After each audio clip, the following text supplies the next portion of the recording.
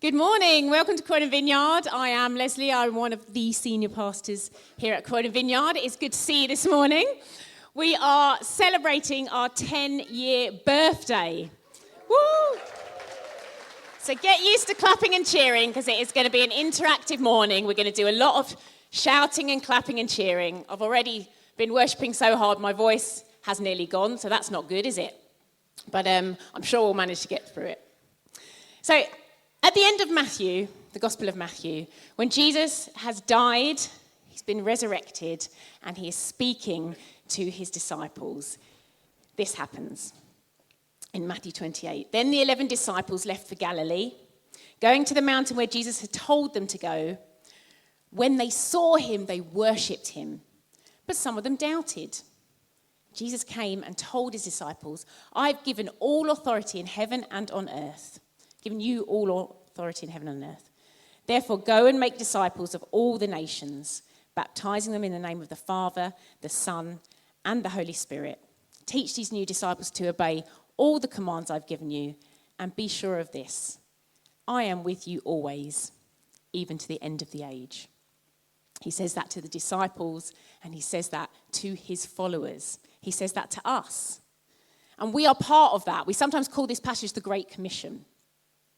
And for some of us, that involves starting new churches, planting churches, which is what the Lord asked Tom and I to do 10 years ago. But for all of us, it involves inviting, gathering, coming together, worshipping, praying, reading the Bible, speaking to each other about the Lord and passing on what he's shared with us throughout time. It looks like that. And then, so more than 10 years ago, we felt like Tom and I were living in Worcester Park in southwest London, and I've done it again, southwest London. We were attending a church called Southwest London Vineyard. And God began to speak to us in this manner. Jesus started to say to us, "I want you to start a new church." We had 3 young kids and a 4th on the way. And we started to ask the Lord, where? You've asked us to start a new church. Our pastor said, "We see this in you." Others said, "We see this in you." Wise friends said, "Yes, we see this in you." And prophetic people started to send us words that the Lord was saying he wanted us to go and plant a church. We didn't know where. So we started to inquire of him where we should go. And we remembered many years ago when Tom was 17. He was walking down this road. Sorry, I tried to do a screen grab and it's not very good, but you can kind of see it. He was walking down this road in Wallington, which is the road that comes from Wallington to Croydon. And a man got out of the car, stopped the car and got out of the car and said to him, "Are you a Christian?" 17-year-old Tom says, "Yes, I am." And he says, "I just feel I had to stop the car, and Jesus has told me he's going to give you this land." And he pointed towards Croydon. Us as adults, we're like, "Wow, that's amazing." And 17-year-old Tom said, "Thanks," and walked off because it didn't mean anything at the time. And he was 17-year-old. He didn't realize this was like not a normal occurrence. And actually, we'd forgotten about that. And Jesus reminded us that this had happened. And so we investigated the area of Croydon, and prophetic words came. We came to visit, and we felt in our spirit, and we wrestled with the Lord. We said, are you sure, Jesus? Because there's a lot of good churches here already. Are you sure you really want us here? He said yes. And we just wanted to do what he said. And in fact, he was already working here, and he said, "Come and join in with what I'm doing." So we had a history, Tom and I had a history of being able to gather people. Our senior pastors, Neil and Kate, laid hands on us. But most of all, we were just willing to go on an adventure. Now, I've got a little video for you of a little fresh-faced Tommy from 10 years ago. He's not very happy about this. But most people, if you've been coming to this church for a long time, know what I've had to endure for many years. Well, of course sorry, Lord, we don't do revenge. So let's just have a little clip of a little fresh-faced tired-looking Tommy just before we were planting. Hello, my name's Tom Thompson, and together with my wife Lesley, we're going to be moving to Croydon in March of this year, 2013, in order to start a new church, Croydon Vineyard. And we just want to give you a little bit of a story, a little bit of a background as to why we're doing that. Some people, and maybe they're right, think that we're crazy. I've got a great job. I've got a job that I love. I've got a job that I've been doing, a well-paid job, and I'm giving that up. We've got a house that Kirsty and Phil on location would probably call your forever house. When we moved into it, we thought, great, we're never going to move house again. This is where we're going to be forever. It's a lovely house, but we're selling it. And we've got 3 boys, soon to have another boy. 4th boy is due in February. But the 3 boys at the moment, 2 of them go to a school, a little primary school right at the end of our road that they love. They get on well with their teachers, they get great reports from their teachers, they've got some good friends from there. We're taking them out of the school. We've got some fantastic friends around here. Each day as we walk around the high street or wander around, going to work and meeting people for coffee, we've got many great friends, we've got family close by. It's magnificent being here, and yet we are giving all that stuff up in order to come to Croydon to plant a church. I just want to explain why. Nothing to do with how great we are or what we're giving up. It's not that at all. It's just we want to give you a sense of how great we think Jesus is and why we do this. Because ultimately we're moving to Croydon because we think Jesus has asked us to. Why on earth would we do that? Why on earth would we choose to give up that stuff? Because Jesus has asked us to do it. Jesus asked us to do it. Jesus asked us to do it, so we just did what he was asking. We are ordinary people serving an extraordinary God. So he's looking pretty tired there, wasn't he? Oh God, he's learned to be a bit more animated on when he's speaking now. I'm going to get in trouble for that later. Anyway, moving swiftly on. So I've got a very short time, and 10 years is a long time, so I'm just going to give you a potted history and a few things that happened along the way, because it's been a real adventure. So in 2013, 10 years ago, Neil and Kate Woodward and South West London Vineyard laid hands on us and prayed us off, and we moved to South East London and began Croydon Vineyard in our house in Selsdon. So in the Vineyard, we're part of a bigger movement, Vineyard Churches UK and Ireland. Most Vineyard churches start in houses. We don't have a building. We start with the people. We moved to our house. We had 7 adults and 7 kids. Hopefully Phil and Caroline Greaves will come up here. We moved with Phil and Caroline Greaves. Some of you will know them. This absolutely wonderful couple. They didn't have all these kids at the time. They've moved away when they adopted little Lexi, their little girl. So we moved with Phil and Caroline were the only people who moved with us. And we moved here, 7 adults and 7 children, started meeting in our house. We were quickly joined by Michael and Alison Carpenter and their children. Yes, there they are. And Joel. Joel was little at the time.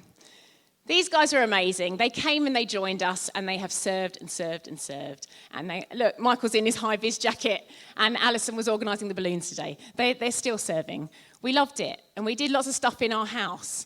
And we started meeting and gathering and doing the things that Jesus wanted us to do. Being together with people, gathering, sharing meals. However, do you know in Matthew 16, before Jesus gives this great commission, he's talking to Simon, who he later calls Peter. And he says in Matthew 16, verse 18, "Now I say to you that Peter has just recognised him as a Messiah. And he replies, 'Now I say to you that you are Peter,'" changes his name, which means rock. "And upon this rock I will build my church, and all the powers of hell will not conquer it." Sometimes when we do what Jesus is asking us to do, people say, if you're doing what Jesus asks you to do, everything's going to go so well. Doors will be opened. You'll have untold riches. Everything you need will be given to you. It will just happen so smoothly. But we didn't experience that. We experienced obstacles. But Jesus said in Matthew 28, "I am always with you, even to the end of the age." And he said, "All the powers of hell will not conquer my church because I will build it." So the reason Tom was looking tired there, and he looked even tired later on, was when we moved, we couldn't find a house to live in. Tom couldn't find a job, because when we plant in the vineyard, you don't come with a salary, you have to have a job to support yourself until the congregation gets big enough to support you. We didn't have school for the boys. I thought you could just move area and just go to a school, but apparently that's not the case. I homeschooled for, I think it was 9 months, because we couldn't get school places. I just had Nathan, my 4th child, and he was sick. He was in hospital with sepsis just before we moved. And so I thought, Lord, is this really what you want? Because this is hard. We're finding this hard. And he said, I've asked you to do it, and the gates of hell will not prevail. The powers of hell will not prevail. I'm going to build my church, and I'm going to do it. And so we said, Lord, we're just going to do what you want us to do. And actually, we learned some lessons along the way. Some of us need to hear that this morning. You need to hear. So sometimes life's hard because we've sinned, or we've been foolish, or we're not doing what the Lord wants us to do. That might be the case. But if the Lord's called you to something, and he's asked you to do something, and it's hard, Jesus encountered that. Others have encountered that. Sometimes life is hard. But when Jesus is building his church, the enemy will not prevail, and he has promised to always be with us. And I can stand here testifying to that today. Jesus was always with us. Even when, like some of the disciples in that Matthew 28 doubted, sometimes we doubted, he was always with us. And so we got to work inviting, gathering, hospitality. We put parties, meals, hog roasts. There's some pictures up here of some of the things that we did and the great fun we had. We went out on the streets. Some of our inviting at that point was going out on the streets. Went out into Croydon. We'd do things like face painting and invite people to come and have their face painted. We'd talk to them, try and pray for them, invite them to come along to one of our meetings. We did lots of things like that. We decided we were going to have what we called a come and see evenings. We're going to put 4 of them on. We hired a room at the Fairfield Hall, not the main room, just a side room. And we printed off 10,000 flyers. And we're going to go, we put them through doors. Every event we had on the streets, we handed it out, the flyers. And we're like, this is going to be epic. Free food, free drink. Come and see what it would be like if we had a service. We didn't have one yet. And as part of that, as we went around handing out flyers, we tried to ask Jesus, who do you want us to meet and what do you want us to say to them? So one story for you is that Caroline and I were out on the streets of Croydon, West Croydon, handing out flyers, and we went past a music shop called Rock Bottom. And Caroline said, oh, do you know my husband Phil? He had a prophetic word about Rock Bottom. He said there'd be a worship leader in that shop, a worship leader who had reached the rock bottom of his life. And I said, oh, that's interesting. Let's go in and find them. So Caroline and I rocked up in this music shop, looked around, there's no customers in there. And I'm like, oh, maybe they're not in here. Maybe this person's not here. What should we do? What should we do? And as we looked over, there was the guy behind the counter. And we went over and we said, hello, we're Christians and we're starting a new church. And we just wondered, God sometimes speaks to us and we think he's told us there's a worship leader at Rock Bottom, and this shop's called Rock Bottom. Do you think you know who that is? And he said, no. And we weren't deterred because we knew Jesus was with us, and we said, well, that's a shame. What about you? Do you lead worship? And he said, well, I'm a musician, and I was a Christian a long time ago, but I've hit really hard times. And we said, do you feel like you're at the rock bottom of your life? And he said, yes. And we said, well, we know someone who can help you. Do you know Jesus? Come to our event, come and see event at the Fairfield Halls next week, and come and encounter Jesus. And he said, okay. And I don't remember, but I must have got his number or his email, or actually his address. I don't know how I did that. Because later on that week, I actually sent him a worship CD, a Vineyard worship CD, and said, this is some of what we do when we get together. Why don't you listen to this? Now, we had our come and see evening, and he was one of the people who turned up. And he said, I've been listening to this music all week, and I don't know what it is, but I've been crying all week. Something is happening. What is going on? This is Jesus. This is Jesus. This is what he does in your life when you meet him. And you're meeting him now. So we prayed with him, and he came to know Jesus. So that was one of the exciting adventures we had. One of the things the Lord taught us, I said there were lessons during these Come and See evenings, was, as I said, we'd handed out 10,000 flyers. We'd invited everyone we knew and everyone we met to come to these events. When we had these events, there were not many people. We turned up on the day, ready to go, welcome, welcome, welcome. It was mainly just our friends. So if you go back, if in this photo, it looks like there's lots of people there, doesn't it? That's because we cropped the photo. That's about the number that were there. So we felt quite disappointed. We felt like, hey, wait a minute, isn't life like Field of Dreams? If you book them, they will come. We put on an event, Lord. You told us to come and plant a church, put on an event. We did everything. We worked hard, and you've not done your part. And the Lord said to us, but success in my kingdom does not look like what you think. I have sent some people. I've sent some people to you. Some people have come here, and he said, what I want you to, the church is not a building. The church, I don't work by putting on an event and people coming. I work with people. I love people. And he asked us to love and disciple and care for the people he sent to us. And some of you here today came to our Come and See evening. So this is when we get active. If you came to church at our house, when we first started at our house, or if you came to one of our Come and See evenings, or if you came to the Tree House pub when we used to have evening services there, I'd like you to stand and we are going to cheer you. Why don't you stand? Or stand or put your hand up. Look at this.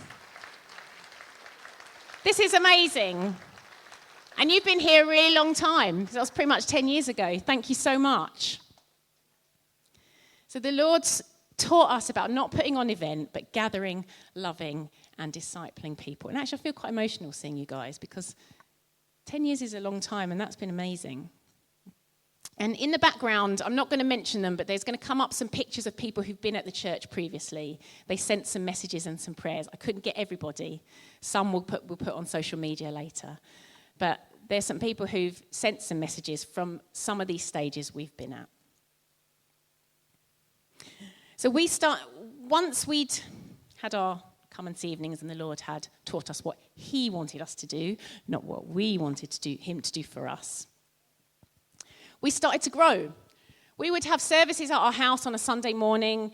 We'd serve bacon butties. We'd have kids in one room, adults in another. We'd just do worship, teaching, ministry. The same stuff we do here, it was just smaller and different. And we've always done worship, teaching, and ministry in whatever context and whatever home we've been in. And because the church is a people, and we're about people, not about a building, we've been in lots of different buildings. We've moved around. So we at our house. We had a Come and See events at Fairfield Halls. We've been at the Tree House pub, which, let me just say, we thought that was a really cool venue. Yeah, let's do church in a pub and reclaim it. And let me just say, it was a bit of a dark place. And I don't mean spiritually dark, I mean literally dark. You couldn't actually see our faces when we were preaching because we couldn't get the lighting right. So it's been fun. We also had church at Leon House.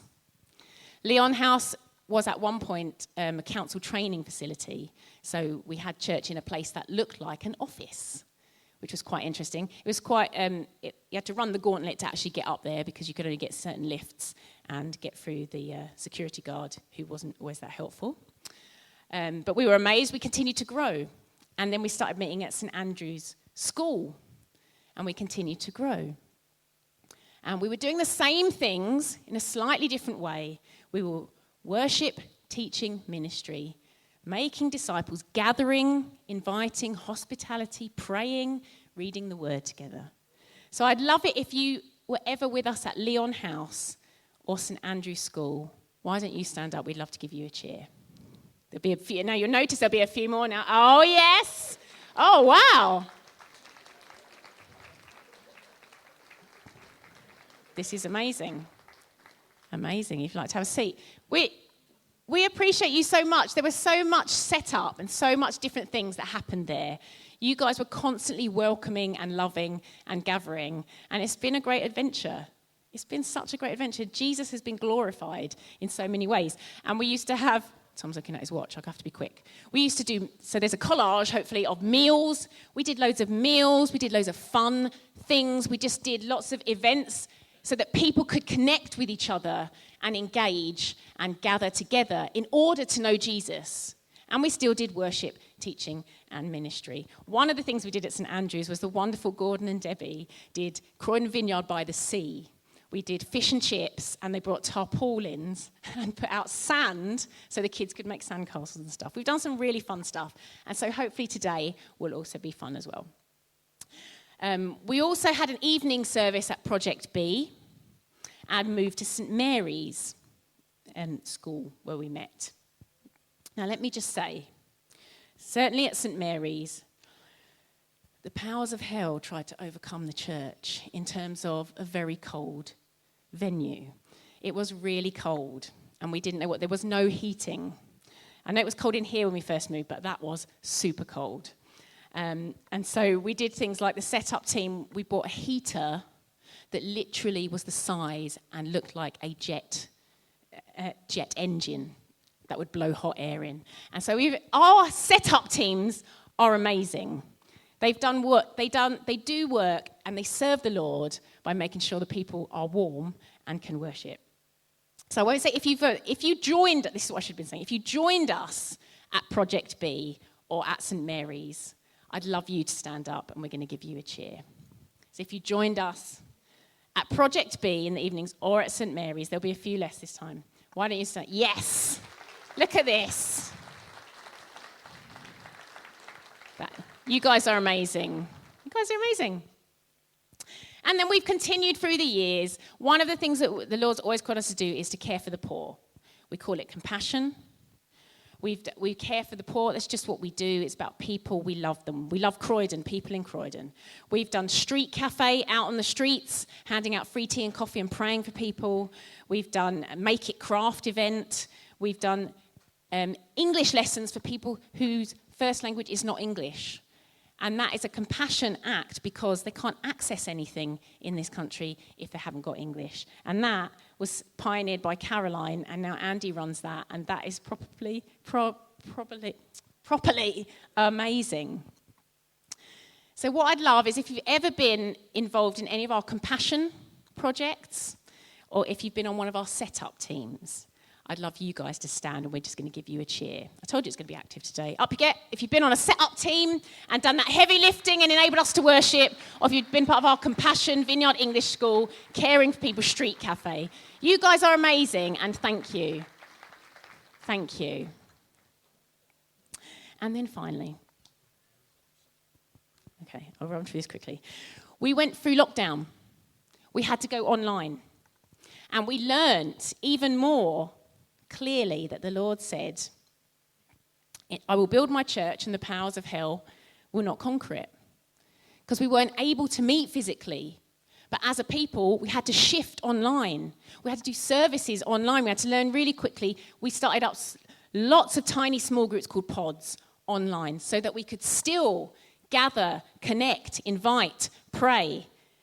And as Jesus said, I'm with you always, even during a lockdown. We pushed through and we learnt that gathering together, however we can, is so important. And it's what Jesus wants. And he was glorified even during lockdown when it was really hard. So what I'd love you to do is if you joined us during lockdown, and finally, I'll lump it together, we finally came to Harris because I'm going to get told off because I'm going on for too long. And we moved to Harris after lockdown. If you joined us during lockdown online, or if you joined us while we were here at Harris, you guys stand up and we're going to give you a cheer. You'll be the most embarrassed because you're the newest, but we love you. Yes! Look at that. Amazing. Amazing. We love you guys, even during lockdown and afterwards when we came here. We've continued to grow, and that is Jesus. Now, I've spoken too much. I've got a few people who are going to share some stories. But just to finish off, Jesus said He gave us the Great Commission. He said he's always with us. Even when it's hard, he is going to build his church, and the gates of hell, the powers of the enemy will not prevail. And he's doing that, and he continues to do that. He did that as we planted the church, and as we continue to grow, to gather together, to worship, to pray, to read the Bible, to love and care for each other. He is amongst us, and he is still doing it. And he's doing it for you as you do those things. You may not be called to church planting, but each of you is called to build his church in that way, with your own personality. So I'd love to invite Sal up. We're going to ask a few people to have that. I've got 3 people who are going to tell us a little bit about some of these aspects and some of these times during the last 10 years and what Jesus has done in their life. So Sal, how did you come to Croydon Vineyard, and what's Jesus done in your life? Hello. Well, I was one of those guys who met them on the high street. It was around May 2013. I had just moved to Croydon for work, and I was looking for a church in the area because my church was in West London, so it was a big commute on a Sunday. So one Sunday morning, because whenever I walked through Croydon High Street, there was loads of churches doing stuff. So one Sunday morning, I left my house a bit earlier, and I thought, I'm going to go to the high street and see if there are any churches there and see if I can chat to someone. It was a Sunday, so I walked up to the high street. I live right in the center of Croydon, and as I turned the corner of Barclays Bank, the high street was literally empty, and there was only this table from Croydon Vineyard there doing face painting for kids, and there was a banner, and I wasn't sure if it was a church or not. I saw some people and then facing painting for kids. I was like, I don't know what this is. So I walked past, and I sat in a bench for a while thinking, should I come and ask? They're just doing stuff for kids. They'll think I'm a weirdo or something. And then I walked up, and I think Tom was holding a child. I think it was Nathan, probably. And I just asked him, is this a church? What is it? And then he said, yeah, we are a church. We don't actually have Sunday services yet. And then he gave me a flyer for one of the Come and See Us evenings that was happening the following Tuesday. And I was actually in that picture, that cropped picture, because I came to that Come and See Us evening. And on that evening, Phil Greaves came to chat to me, and then he started praying for me, and he gave me a word that was like hitting the nail on the head to me, that the Lord was telling him. And I, of course, rejected it because I was in a place of I needed a lot of healing from the Lord. So it was like, I know what you're saying, Lord, but no. And but I started praying, saying, Lord, is that where you want me to be? Is here where you want me to be? And I spoke to my leaders in the other church, and we prayed together, and I felt that's where I should be. So I started coming to there was a small group at Costa Cafe in the North End. So I started going to that end to the Sunday mornings. And the rest is history, I think, in terms of joining, yeah. And Sal, when we first started the youth group, we used to meet in After's ice cream shop and do some Bible study and eat a lot of ice cream, and you were very involved in that. Just tell us something about being involved in youth, because you really pioneered that. So we started meeting, I think there was like 5 or 6 teenagers and preteens that we started meeting at Afters. And I think that's one of, when I was thinking about this, that's one of the highlights that I had in my heart, like seeing how the Lord has worked in the life of young people in this church, and seeing that a lot of those kids that met at the Afters are leaders now in this church today, that the Lord worked amazing things. And I was involved with youth for about 5 years in here, and seeing what the Lord did in their lives has been a privilege, really. It's like just being a small part of it. And, on a personal level, it was part of the healing that the Lord was doing in my life was through leading the youth group here, because I thought I was incapable of leading anything ever again. And the Lord used that to restore me, and seeing what he was doing in them gave me hope. Yeah.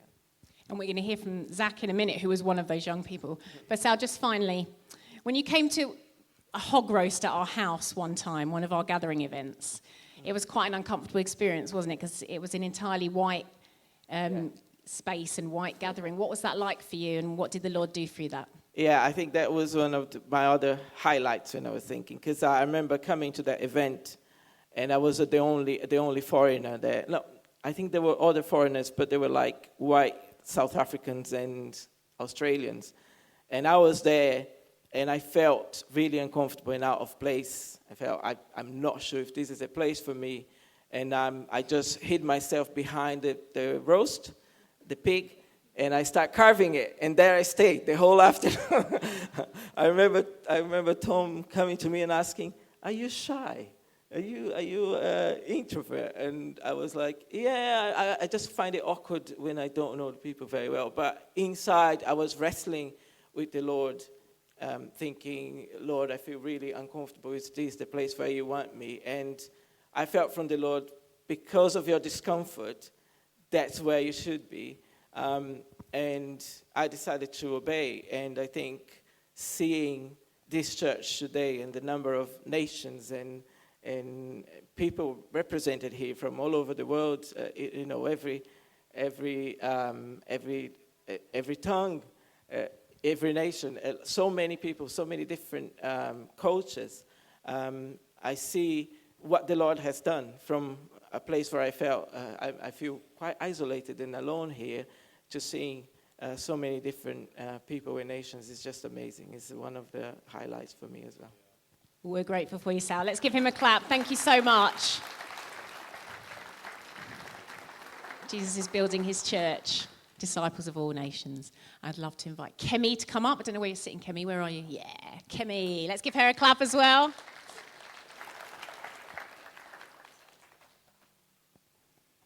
So Kemi, just tell us a little bit about how you came to Croydon Vineyard and what has Jesus done in your life in the last 10 years. Okay. So my family moved away to Ghana for 2 years, and then we moved back, and I was seeking God's face as to where to worship, and I went online. I saw Croydon Vineyard, one of the top ones on the website. I thought, that's different. And then I gave it a couple of weeks again, and then I researched on vineyard churches. I thought, what's that about? I thought, that's all right. That looks okay. And then one Sunday, I just thought, you know what, I'm going to come in.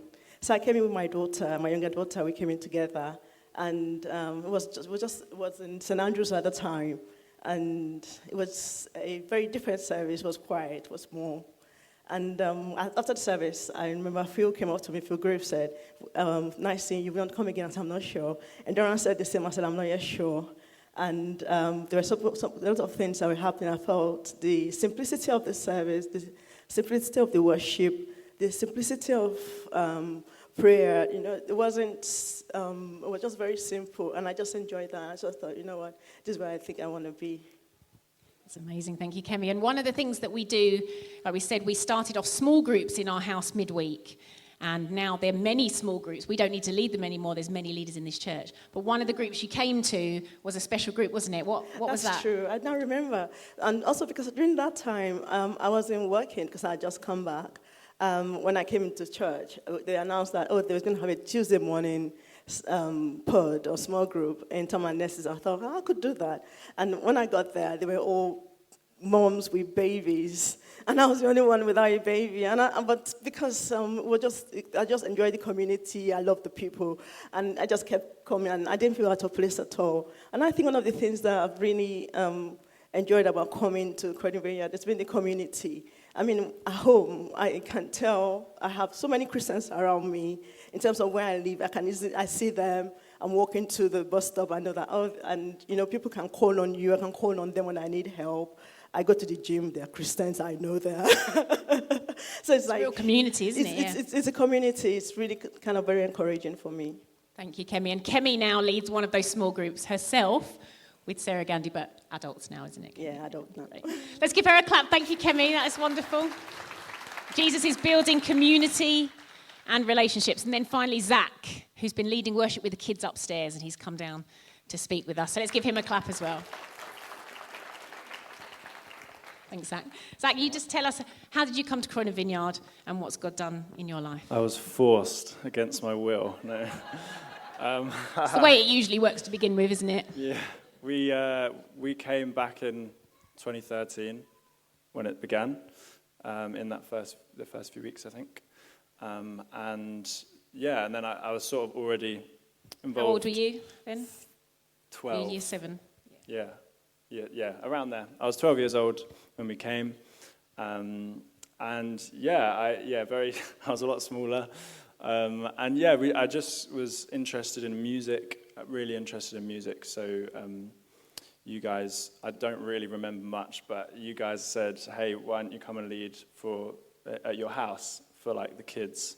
So so I did that, and I think something there was like planted in me, and just a desire to worship Jesus. And I think I was praying about what to say up here when I've got the mic and like being asked. And really, the thing I don't want to tell you is that this church is great. I want to tell you that Jesus is great, and Jesus has changed my life.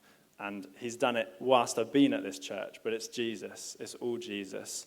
And he's just placed in me a heart of worship. That doesn't mean I get everything right. I get a lot of things wrong, and I still get things wrong.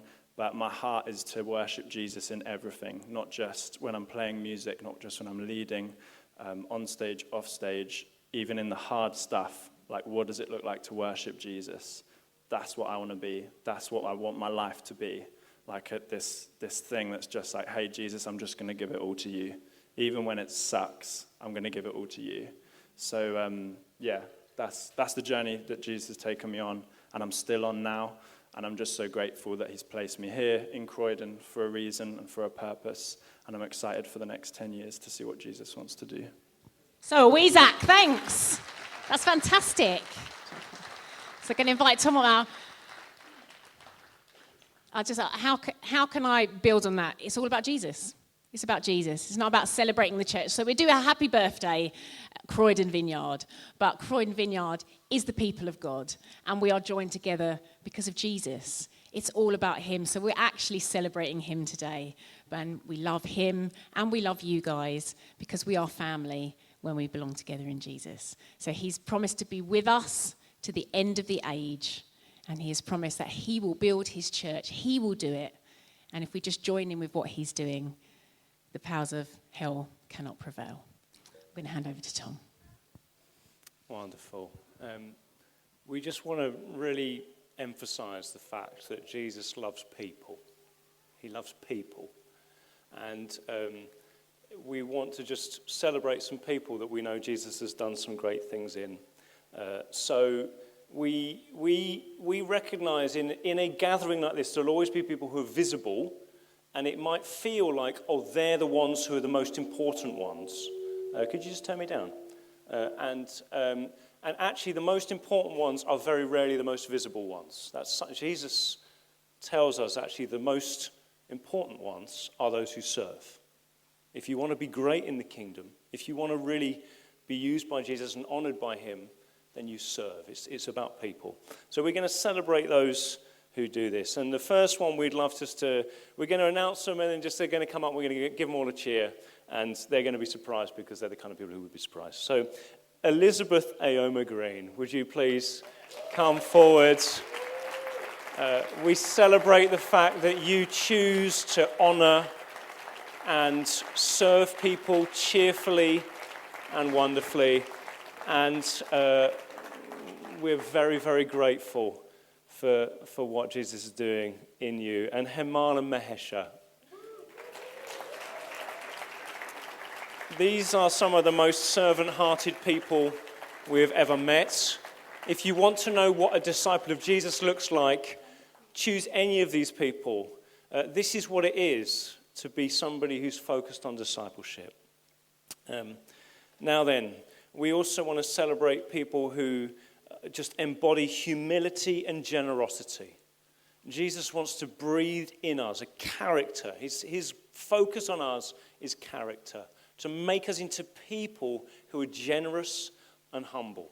And so we think of these three who tend to come together as incredibly humble and generous people, Jan and Dave and Liz. So you have been people who have served, who now give lots of time to serving and caring for some of the poorest and most dispossessed and marginalised in Croydon, serving on English school. And we're grateful. We celebrate you. You are people who we want to be like when we grow up. That's our desire. We also want to honour those who choose. As we said, Jesus said, come and serve. And some of the most draining people to serve are under 18s. And we know it, don't we? And we call it raising sons and daughters because that's what Jesus, we talk about this in a minute, but Jesus redefines family. He redefines family. He says family is now whoever does his will. That's what he calls us to. And so we just want to celebrate as a token really of so many people, but one person who just has taken to raising sons and daughters with just long suffering. Yeah, like I'm going to do this and I'm going to keep doing it cheerfully. It's Nana. So come on, Nana.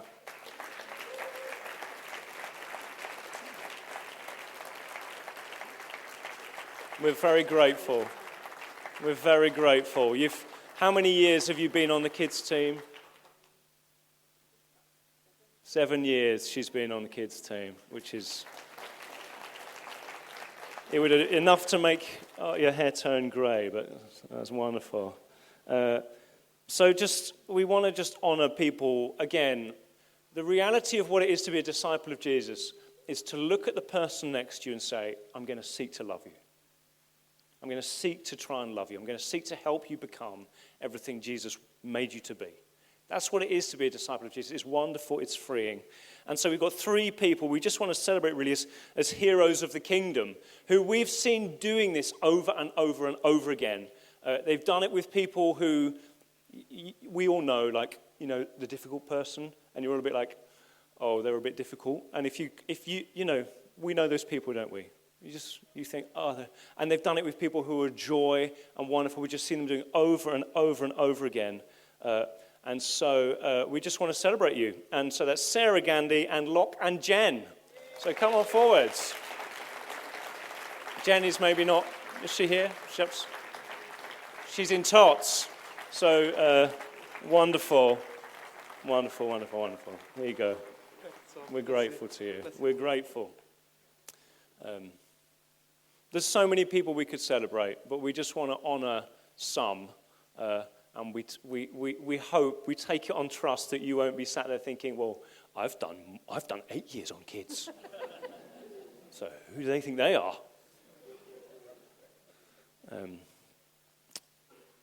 We're going to ask Jesus to move among us. We're just going to change the plan slightly. We just want to give some space for Jesus to come and move among us. This is what he's always done. What are you going to do? I am going to interrupt. Sorry, everyone. We are going to change the tone in just a minute, but obviously we want to honour also the visible people, Tom and Leslie, who have pastored our church. You're going to love this. So this is Dave Prothero. If you don't know, he's one of our trustees. We've nominated him to represent us. So he's hoping that was a wise thing. I'm not sure what you're going to say, but over to you, Dave. Well, frankly, after that, neither am I. But, okay. Do you know, I looked at that video earlier, and I thought, I don't know about you, I got a sense of the very young David Bowie. So there's a sub-career there for you, whenever you're ready. And I know you love to sing. Not. Okay. This will be very short, very focused, I hope, because indeed it's so much to say, so little time, and just how to encapsulate and celebrate the last decade and anticipate, as we've seen, the years to come. So let's try and fix this glorious progress with a whole series of thanks. Brief thanks. And let me start by saying thank you, Lord, and thank you, Vineyard, for disturbing that young couple all those years ago and planting the challenge of coming to us in Croydon. We needed you then, and we need you now. Thank you, Lord, for sustaining and holding them close to you in those wobble and doubt moments, which there must have been and which you've sometimes mentioned to us. And let's also recognize and celebrate their sense of vision, their Obama-esque attitude of, yes, we can. Yes, we can. And that's been their approach to developing our church, developing our faith, challenging us, and yet at the same time supporting us through the continuous development of, as we've heard, of our teams, our spiritual themes, our stunning range of, I call them home groups, pods is a bit too maritime for me, and fellowship activities across each year. And we want to thank you both, all of us together, not just trustees.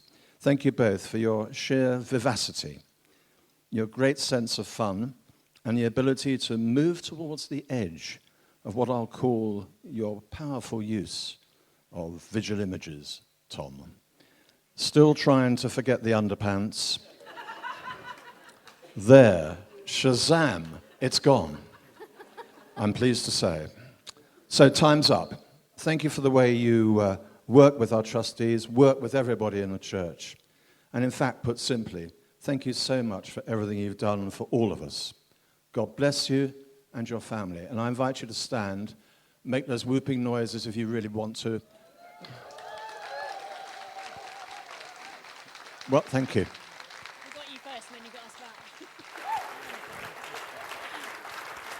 And there's just a little something to bless you both as well. And thank you.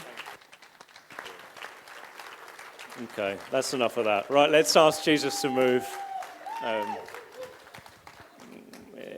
Really and truly, when you're in trouble, ask Jesus, don't ask me. He's the one we want to look to, and we're just going to invite him to move among us. So would you just give him your attention? Jesus, we welcome you.